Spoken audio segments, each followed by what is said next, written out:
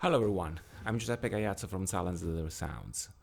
In this video I'm going to focus on a very interesting functionality that is featured in our latest library, Cartago, Ancient Drums of the Future, which I made in collaboration with my friend and sound design legend Stefano Maccarelli, who you certainly know for very popular libraries like Ethera, Kepler, Elements, Atlantis, just to name a few.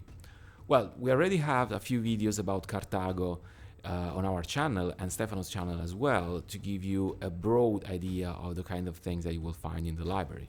By the way, Cartago features two main instruments, which are the acoustic percussion sequencer that is focused on more dry, natural and organic sounds, and the design drums kit that is more sound design oriented that allows you to create interesting hybrid drum sounds that work very well for trailers in particular, but for anything experimental, at least in my opinion. In this one, we are going to focus on a specific functionality of the acoustic percussion sequencer and specifically the scenes drop functionality, which, as you will see, can be very useful to shorten the line between a rhythmic idea that can pop up in your mind when you're working and its actual realization. Just very last information before starting, Cartago is currently in intro price of 30%. Some people ask me how long will be the intro going. Well, normally I like to keep things flexible to see, how things go, and according to that, keeping the intro price. It will very likely be for the entire month of December 2024, maybe the first week of January, but I mean, you still have plenty of time if you're interested in Cartago to purchase it at 30% discount. Also, we have a store-wide discount for all our catalog. Discount ranges between 37 and 40%. So if you want to purchase something from us, this is the best time. Okay, so let's jump into the scenes drop functionality and let me show you a few things. Well, actually, what I'm going to show you is how you can use the scenes in the sequencer in conjunction with the input node quantize functionality. Sorry. Well, first of all, let's have a look at the sequencer. Well, here you can turn it off and turn it on.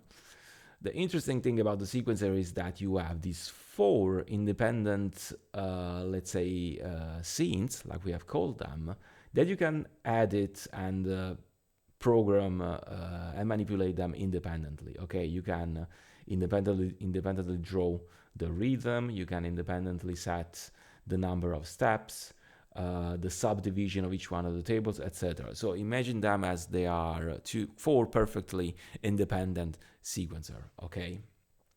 And you can drop, you can enable the different sequences, the different scenes on the fly. And this is why I believe that this is a very interesting functionality, because by combining the sequences while you are playing allows you to create interesting and sometimes very intricate rhythmic combination, as I'm going to show you.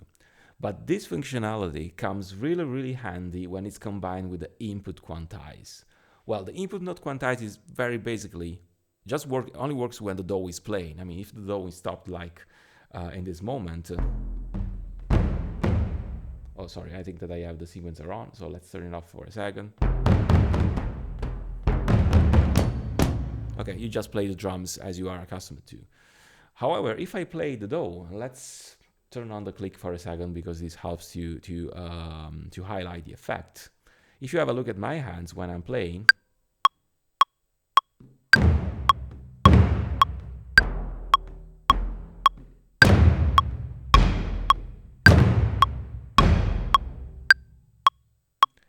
if you notice, my hands touch the keys just a little bit before the beat, but the actual sound that you hear drops exactly on the beat. This is basically the input node quantize. You don't have necessarily to use it. You can deactivate it by just turning this small knob to off, and then you will have no quantization whatsoever.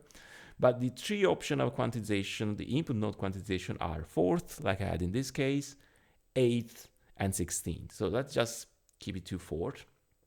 And let's see how we can use this functionality to trigger the different sequences exactly on time.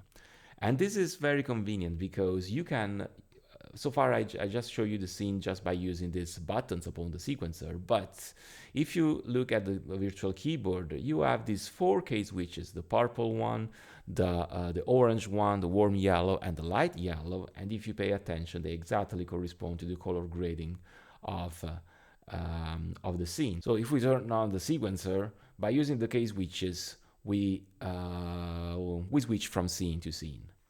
So let's just play something, and I can show you how you can take advantage of the conjunctive effect of the key switches for the scenes and the input node quantize.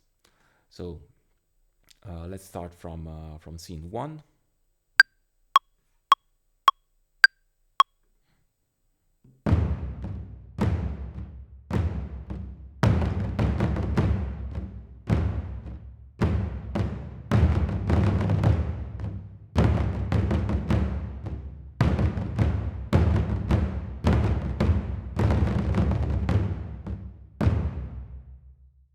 So as you can see, with my right hand, I'm just holding one individual drum sound. But with my left hand, I'm triggering the scenes. And by taking advantage of the fact that I'm quantizing the input nodes, I'm sure that the new scene always drop on the beat.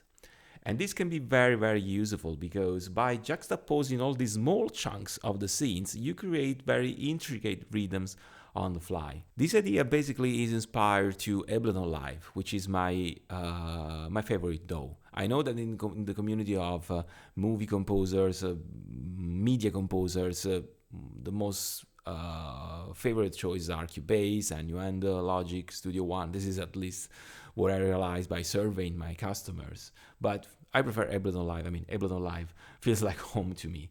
And as you probably know, one of the most prominent functionality of Ableton Live is the fact that you can drop clips in real time. Okay, so to combine different chunks of rhythms, different parts. And so as this is a percussion library, I thought, okay, probably I should translate this very same concept to this sequencer. So this is where the idea came from Ableton Live. Thanks, Ableton Live.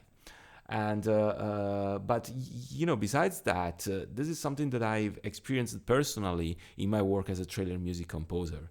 Think that you are working with a publisher and they ask you to create something, and the deadline is, I don't know, 48 hours, sometimes even less. And when it comes to creating drums specifically, the conventional way to meticulously draw all the drums hitting the piano roll, which is absolutely legit and you know, it's also fun, but sometimes is you know, clashes a little bit with some tight deadlines that you might happen to have.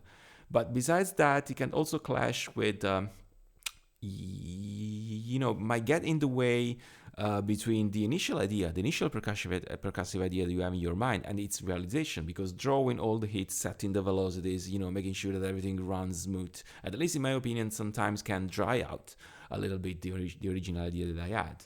And so this way I wanted to shorten the line between the idea and its realization, or maybe just give an instrument that you can improvise and come up with an interesting rhythm by the combination of all this scene, and then, you know, fine tune it by changing, for example, the velocity of a specific hit in the step sequence, or, you know, adjusting a little bit things. In my opinion, is more time convenient, is more fun, and in some regard has the same spirit of playing an actual percussion, because on percussion you just put your hand on the membrane and you play, right? We wanted to create the same immediacy, let's say, of performance. You know, it's performance over programming, so to speak. This was the basic idea. And so far, people who have purchased Cartago have appreciated this, has appreciated this functionality a lot. By the way, thanks a lot, guys, who have already purchased the library.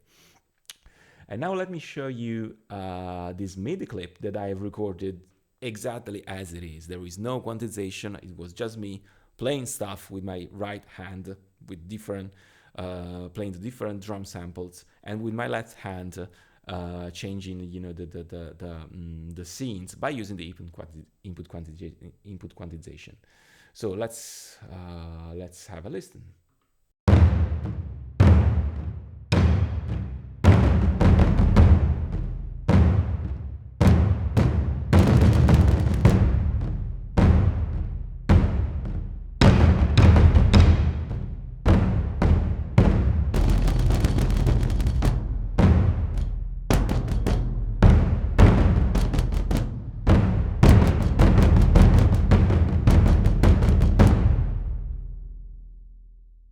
Now, in this MIDI clip, you can see that the long notes is basically my right hand holding a few drum hits with the sequencer that goes through the steps. Whereas the smaller ones is actually my left hand triggering the different scenes. And virtually, as I said, you can just even hold, as I did in my first example, one note with your right hand, and then having fun by triggering the sequences to come up with interesting rhythms. Another thing that I would like to show you is the fact that the big knob in the middle of the main page, which is the expression knobs, can be externally automated in the DAW.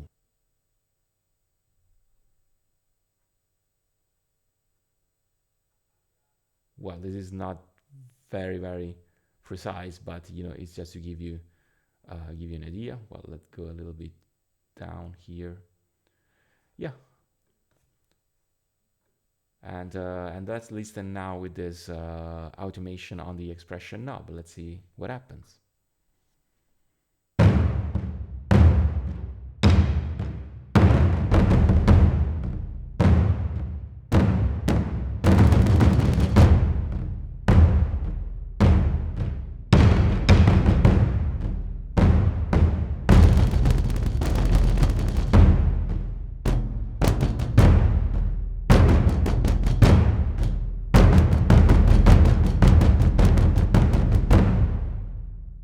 Probably you hear that when the expression knob touches higher values, you hear, a more spread out sound with more round robin, a more, solid sound.